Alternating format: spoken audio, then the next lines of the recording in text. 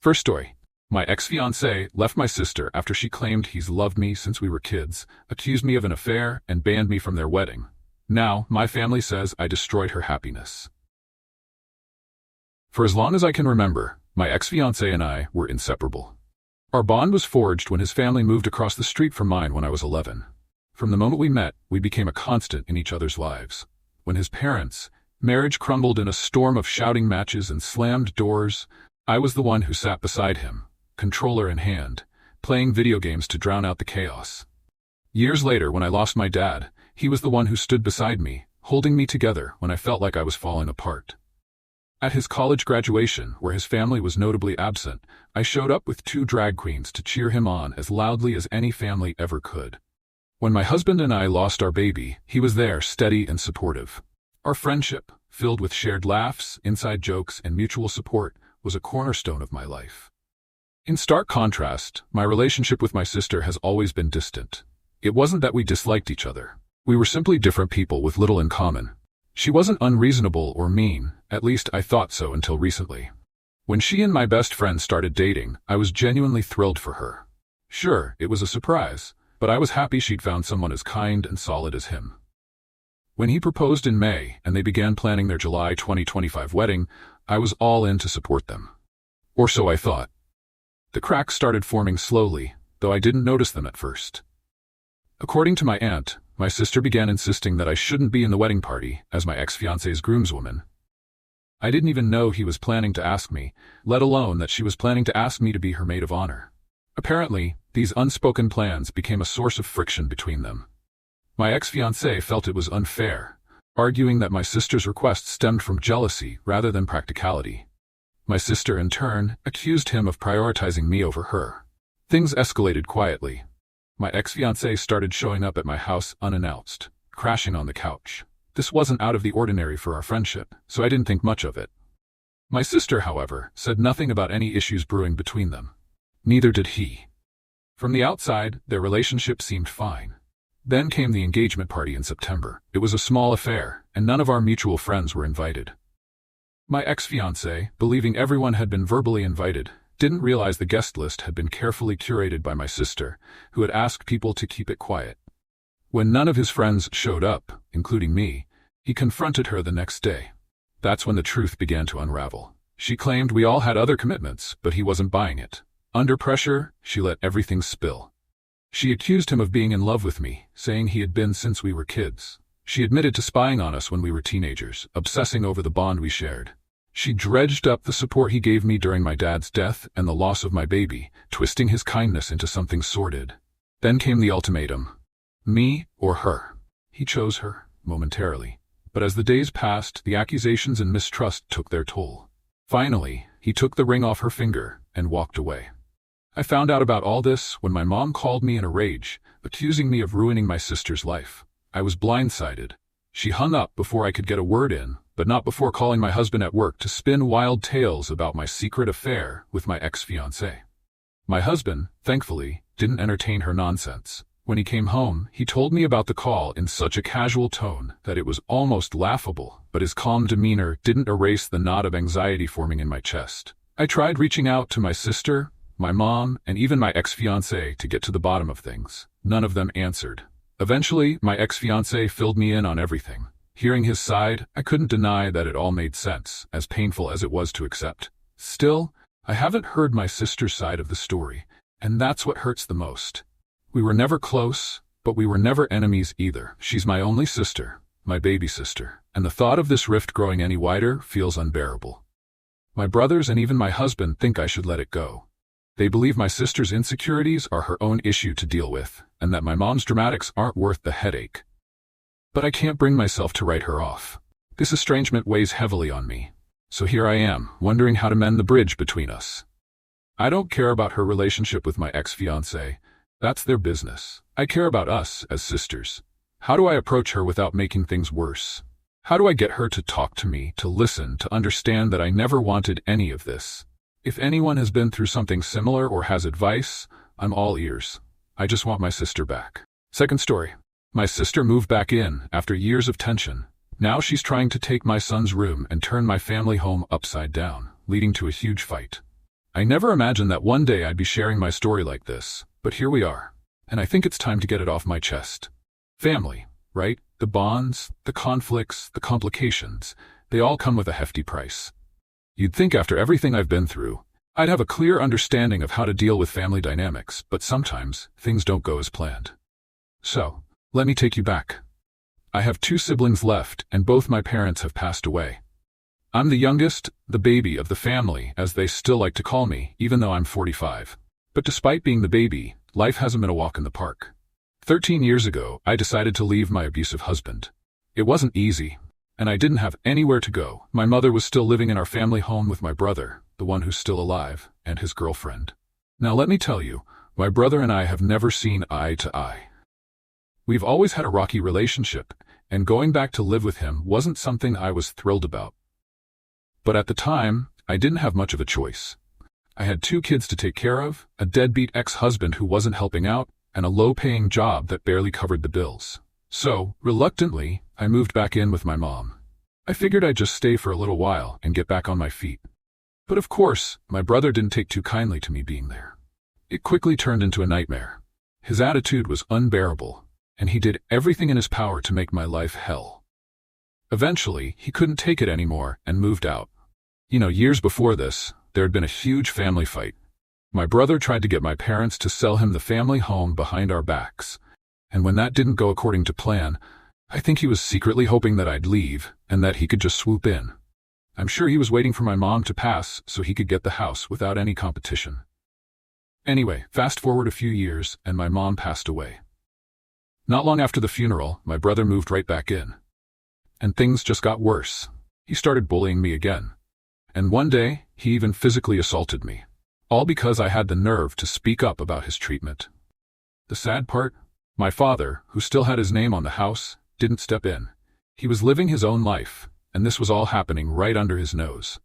My dad eventually passed away too, and we received a small inheritance. By this point, it was just me, my brother, and my sister left. We had discussed what to do with the house, but it was never finalized. Things were left in limbo. Then one day I came home to find my brother building a Wendy house in the yard. It was a ridiculous move, honestly, but it didn't end there. My sister and I had a huge fight with him about this, but eventually we just moved on. Over the years, my relationship with my sister has been up and down. We used to be really close, but after the inheritance came into the picture, things started to change. There were fallouts, and we drifted apart. Then, she went through a rough patch with her husband and was going through a divorce. During that time, I reached out to her several times, letting her know that she was always welcome to come back to the family home. I never really saw it as my home, even though I ended up there by default.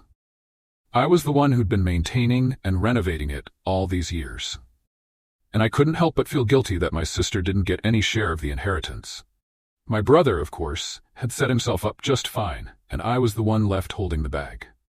So the door was always open for my sister, even though our relationship was rocky. She was living with her son and his girlfriend, but constantly complaining about how they were treating her. Honestly, I didn't buy it. I could see right through it. She was always playing the victim, and I knew she had too much pride and arrogance to admit she was making things harder than they needed to be. But then last month, she reached out again. After all these years of distance, she suddenly decided she wanted to move back in. I was hesitant, but I agreed.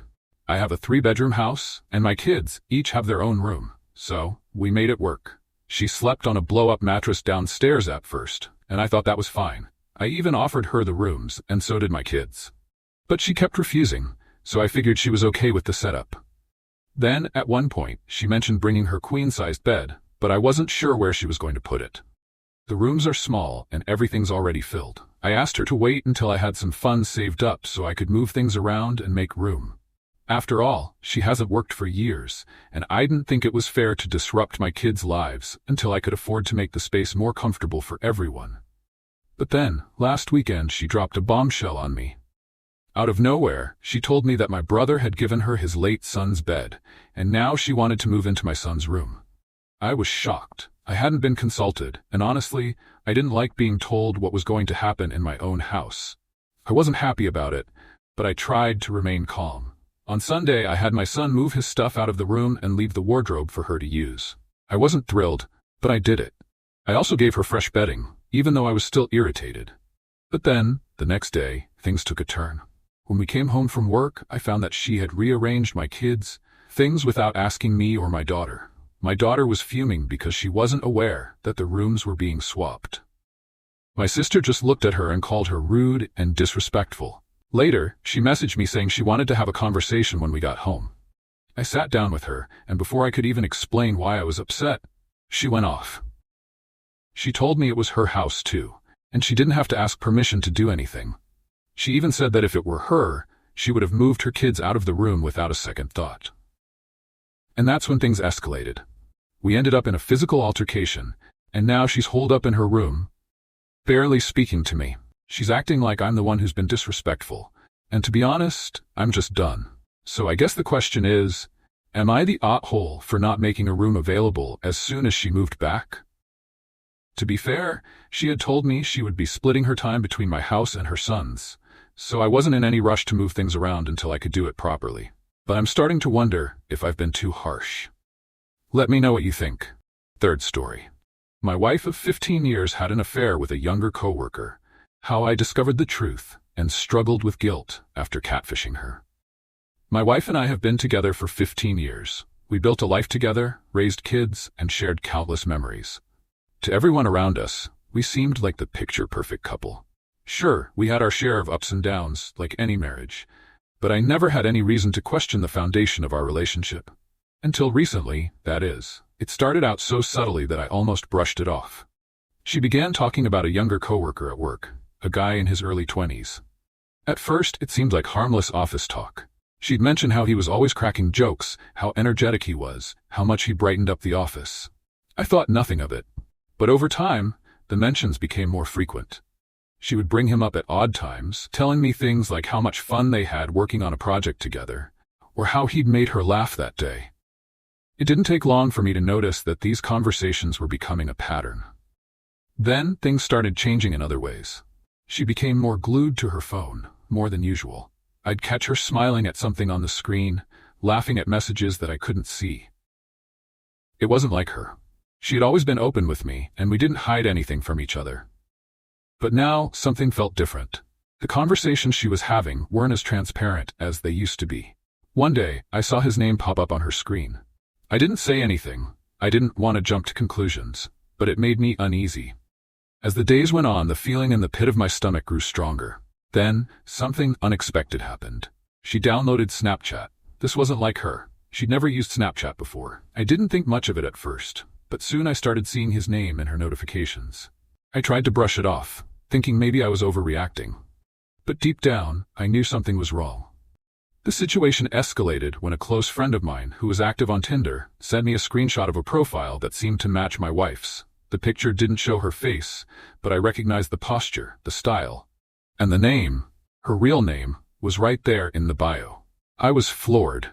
Her profile said she was looking for new people to meet and seeking fun and excitement. I didn't know what to think. My mind was racing, and I couldn't ignore the sinking feeling in my chest. Was she really out there, looking for something more than what we had? I couldn't let it go. I had to know the truth, but I didn't know how to go about it. Part of me wanted to confront her, but I couldn't do it without any real evidence. So I did something I'm not proud of. I created a fake Tinder profile, hoping to get some answers. The moment we matched, I felt like I was walking down a dangerous path, but I couldn't stop myself.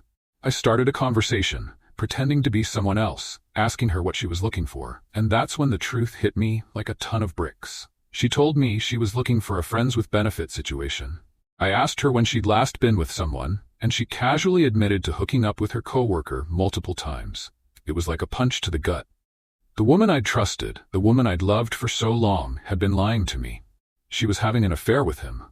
I feel completely lost now. The trust I had in her is shattered, but here's the thing that's eating at me. I'm torn. I feel guilty about how I found out. Catfishing her, it doesn't sit well with me. I've always been upfront, always believed in honesty. Yet, here I was, deceiving her to get the truth. It feels wrong, but at the same time, I don't know how else I would have uncovered the reality. Confronting her without proof would have been pointless. She's a master of deflection, and I knew she would just deny everything. Now, I'm left questioning my own actions. Did I cross a line by deceiving her? Was what I did just as bad as her betrayal? I can't stop thinking about it. Should I confront her now that I know the truth? Can a marriage survive something like this? I don't know where to go from here.